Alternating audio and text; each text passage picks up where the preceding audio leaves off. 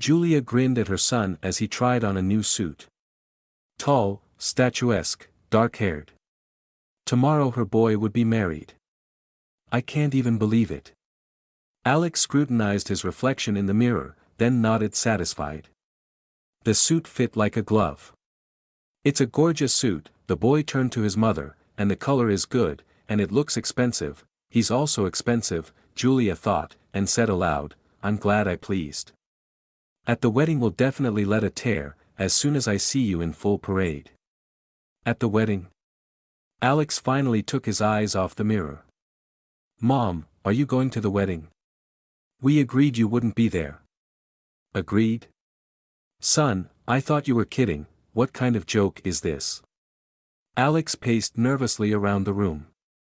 Have you forgotten what kind of parents Sarah has? The wedding will be full of the elite. You'll feel like a poor relative.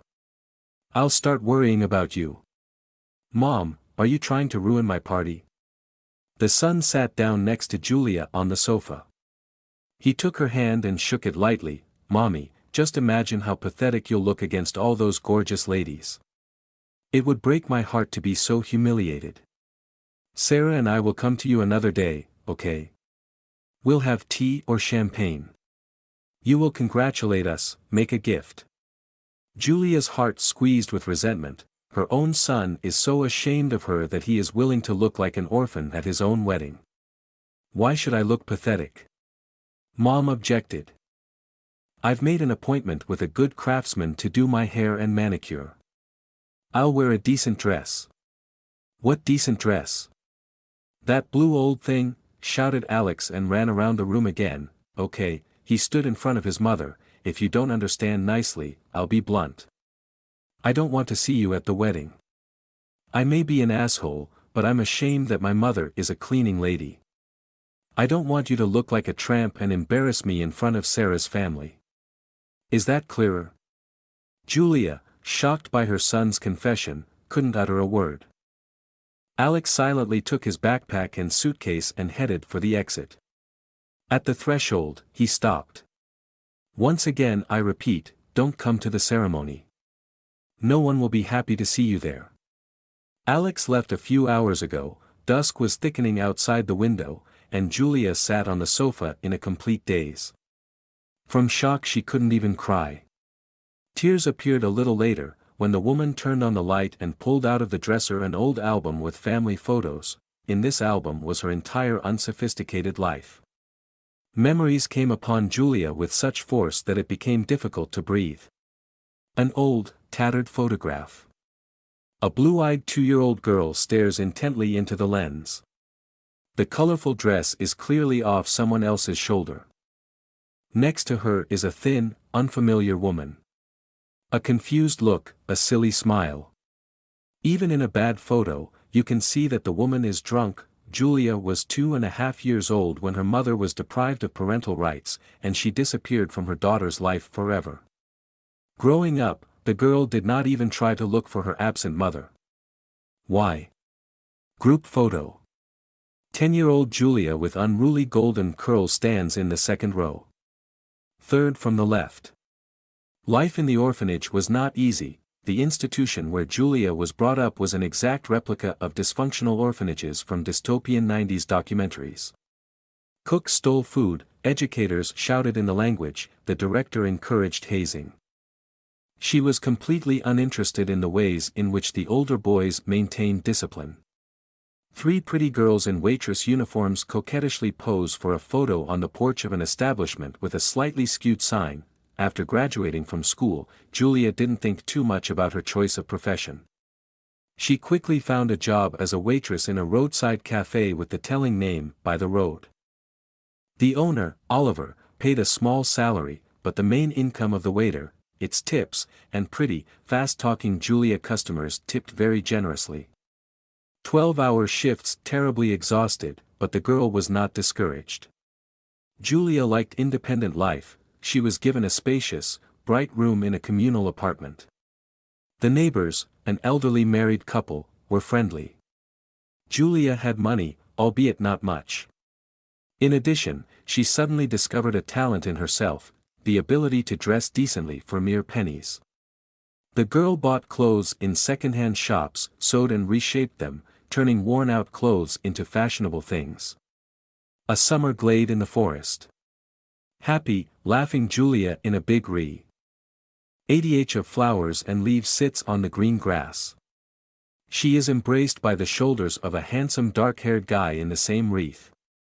So many years have passed, and Julia's heart still sinks at the sight of this photo. She had already been working at the roadside cafe for about a year when she met Daniel. The cafe was surprisingly crowded on this summer morning. Julia was running around the room with a tray, serving impatient customers. Suddenly, the girl tripped on a flat spot and knocked over a glass of tomato juice on the guy sitting at the table by the window. On the light-colored shirt slowly spread a bright red stain. Julia was horrified and speechless. She could see that the shirt was expensive. Before she knew it, the owner of the cafe, Oliver, appeared at the table. Oliver started fussing around the guy and shouted at the poor waitress, threatening her with dismissal. "Why do you have to work so hard?" grinned the guy and handed Julia the car keys. "Don't worry, I'm going to my parents' country house and I have a clean t-shirt in my car. Could you bring me my backpack from the back seat?"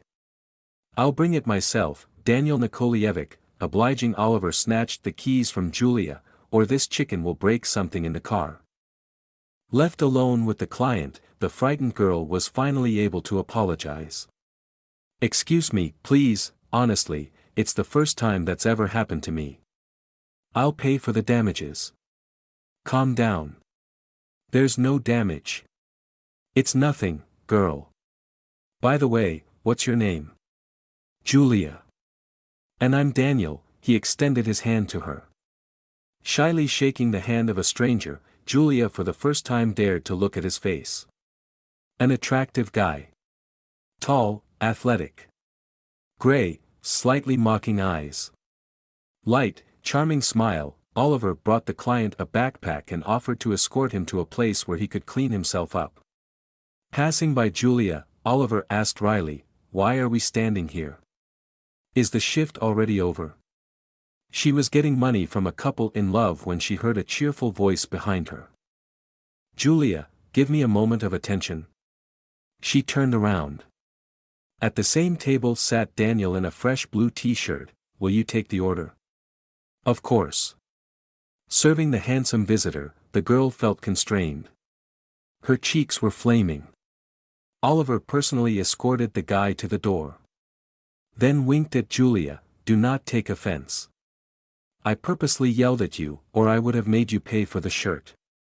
It is more expensive than your salary." "How do you know this guy?" "That's Eric Johnson. Our mayor's son. Every dog in town knows him." By evening Julia was so tired from hours of fuss that she forgot about the morning incident. She had one desire, to get home as soon as possible and fall into bed. It was already getting dark outside. There was no telling how long she would have to wait for the bus. Suddenly, a light-colored foreign car rolled up to the cafe. Julia involuntarily retreated to the porch, but, looking closer, recognized the car. "I wonder what the mayor's son forgot here." Daniel jumped out of the car, took from the seat of a large bouquet and went straight to Julia. Closely approaching the astonished girl, he shoved the flowers into her hands. "Are you done working yet?" "Sorry, I didn't know what kind of bouquets you like, so I chose simple white roses. I promise I'll only give you your favorite flowers later." "Later?" The waitress was completely confused. "Why? Why?" Daniel laughed. "I'm courting you. By the way, it's such a lovely evening, maybe we should go somewhere else." Julia had already forgotten that she wanted to sleep. Everything that was happening now seemed like a magical dream.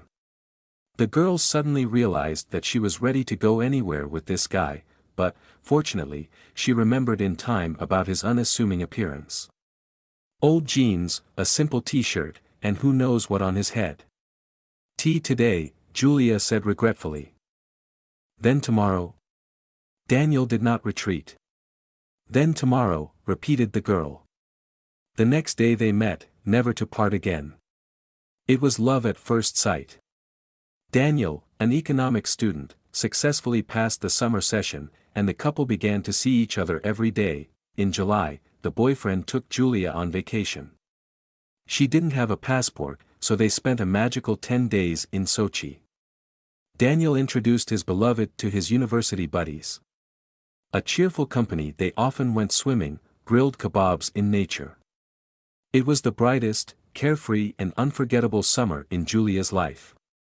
She had never experienced such unrestrained happiness before. The lovers had already started to talk about getting married.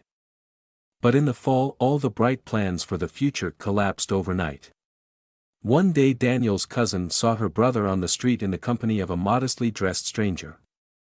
From that moment Julia's life turned into hell. The Johnson family was categorically against the relationship of their only son with some beggar from the orphanage. Daniel's mother, his aunt and grandmother called Julia every day. They showered the girl with insults and threats, demanding that she leave their boy alone. Daniel's cousin came to the cafe and made a terrible scandal there, throwing a milkshake from a tall glass in the waitress's face. The old ladies on the bench outside their building said that some people had been asking them about Julia for an hour. "Yes, there was a lady here recently," confirmed Mr. Thompson, a neighbor in the apartment, "offered me and my wife good money if we confirmed that you, drug addict, prostitute and alcoholic." I kicked the hyena out. Julia said nothing to her fiancé, knowing that at the moment the issue of his trip abroad on student exchange was being decided. The young man must have been worried, too, for his eyes were troubled. Sometimes he stared tensely into the face of his beloved. But when he saw her affectionate smile, he sighed with relief. A week or two before Daniel's departure in Julia's apartment, there was a phone call. "This is Robert Anderson," she heard in the receiver's stiff male voice. "I am Daniel's father. You must part with my son before he leaves. Tell me you have another man. If you ignore my words, you will regret it." And without waiting for an answer, the mayor disconnected. Julia was ready to give her life for Daniel, but would she be able to give up someone she loved so desperately? When the beloved flew to London, around the girl with cosmic speed began to happen events that she still remembers as a terrible dream. Oliver, bribed by the mayor, suddenly accused the waitress of a large shortage, and the girl was arrested. Julia was so shocked by the despicable act of her boss that she did not even take care of a reliable defense. When the case was quickly transferred to the court, she had no doubt that very soon the whole truth would come out and these terrible charges would be dropped. The trial was a farce. The lawyer, provided to the girl by the state, simply did not sleep during the trial. But the prosecutor did everything possible. Every day Julia waited for Daniel to appear and save her, but a friend reported that, according to rumors, the guy was going to continue his studies in England. Julia was given 3 years. Already in prison, she learned that she was expecting a child. The woman forbade herself to remember the time spent in the women's zone. It was too painful. Overwhelmed by despair, she hastily turned the page of the family album. A dark-haired, gray-eyed boy. Julia gently stroked the photograph. How affectionate and intelligent her son was. God only knows what it cost her to raise the boy alone. Julia served 1.5 years in prison and then was released on parole. The girl was very lucky that her child was not taken away from her. When she found herself at liberty, a whole bunch of problems fell on her head. No one wanted to hire a young girl with a small child and a criminal record. Fortunately, Mr. Thompson, through his adult pupil, helped to get Alex into a nursery. Now Julia could work hard. She worked as a cleaner in a restaurant, cleaned local offices in the evenings, worked part-time at a car wash on weekends, and sewed pillowcases and duvet covers at night. Julia didn't look into the past. Why would she want to go through unnecessary pain? While the woman was serving her sentence, all the old ties were cut off. One day she accidentally met a former friend, and the latter told her that the owner of the roadside cafe Oliver had gone bankrupt. Mayor Johnson had moved with his family to Moscow, having been promoted, and his son had married a capital city beauty a year ago. Julia cried all night, and then wiped her tears and went to wash the floors in the restaurant. It was necessary to raise a son. From now on it is her only care and joy. It was beginning to dawn outside the window. Had Julia spent the whole night working on the album?